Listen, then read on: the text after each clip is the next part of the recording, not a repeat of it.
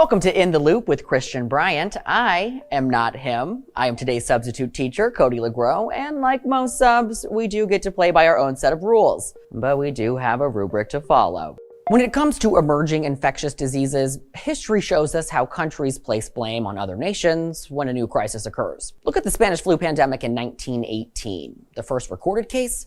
Yeah, it was in Kansas. But the pandemic got its name because Spain first accurately reported the outbreak, bolstering the perception it was more concentrated there. I mean, in Spain, they called it the French flu, okay? So people have been pointing fingers. Fast forward 100 years, okay? The blame game leveled up with the power of social media, and former President Trump referred to COVID-19 as the, quote, Chinese virus on Twitter. Newsy's Tyler Atkinson explains how a hashtag gave rise to hate against the Asian American and Pacific Islander communities. Now look, I am a child of the Midwest, okay? My blood type is cream. I bathe in Crisco.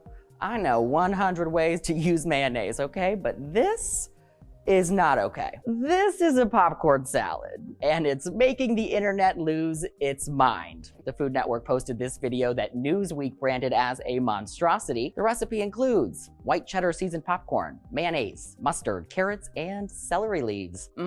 Just like Mom used to make. I mean, what in the hellmans? We started the pandemic with all of us making sourdough bread, and now our efforts are dwindling. It's all part of this trend right now and people getting a little unnecessarily creative with basic ingredients. I mean, have we forgotten about the Nature's cereal trend? Those were just unblended smoothies branded as a whole new thing, okay? So if you're cooking for clout, just say that, but don't you dare bring this popcorn salad to the potluck. Congress clocked back into Washington this weekend, and now that the crew is back in the Capitol, they got lots to do. Immigration, mass shootings, President Biden's $2.3 trillion jobs and infrastructure plan. Of course, the right and left are divided on passing solutions to any of those things. And despite Dems having control, they'd likely need to weaken the filibuster to allow simple majority to advance any legislation. But that's not looking likely either. We're learning new details today about a traffic stop that led to the death of a black man in Brooklyn Center, Minnesota over the weekend. The death of 20-year-old Dante Wright is already sparking new protests. So how did this happen? The Brooklyn Center police chief said he believes his officer meant to draw their taser, but drew their handgun, ultimately shooting and killing Dante Wright. We want to warn you, this video is hard to watch. Michigan is pleading for more vaccines as they become a COVID hotspot. Michigan is seeing a rise in hospitalization rates in younger people. Experts say this could be a warning sign of what's to come for the rest of the country if we are not careful. The COVID fatigue is real, but the reality is we are still a ways away from herd immunity. More states are reporting unclaimed vaccine appointments, which health experts say reflects the people who are reluctant to get the shot. The BAFTAs, aka the British Oscars, are once again acting as a predictor for the Academy Awards later this month. Best Supporting Actress went to Ye Jung-yoon in Minari. Best Supporting Actor to Daniel Kaluuya for Judas and the Black Messiah. New voting procedures allowed for a surge in diverse nominations after facing the controversy #BAFTAsSoWhite. 16 of the 24 actors nominated in the performance categories came from a racial or ethnic minority. The British Academy's new system, which is essentially providing a list of films you are required to watch before taking part in the first round of voting, levels the playing field a bit. It's less a diversity quota and more, hey, you have to watch this before you could say it's better or worse than that. Taylor Swift re-released her album Fearless. Maybe you listened to it, maybe you didn't.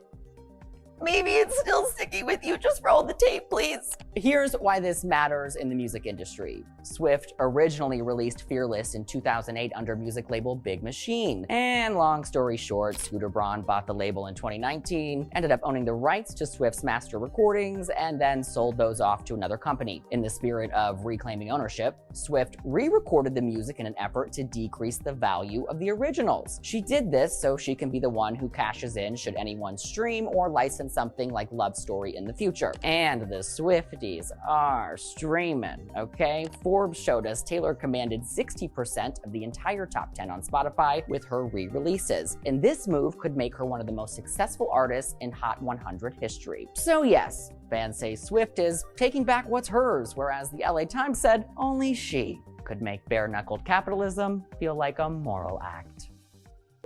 Dungeons and Dragons, known as D&D by the diehards, is a tabletop game that turns the fantastical into fun for like 5 hours, minimum. And in these types of games, character development is integral to the entertainment.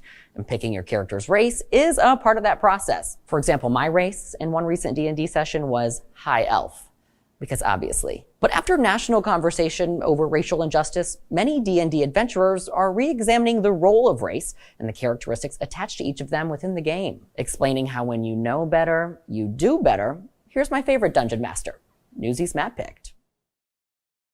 As always, thank you for watching In the Loop and for sticking with the fill-in host on a Monday in the middle of a pandemic.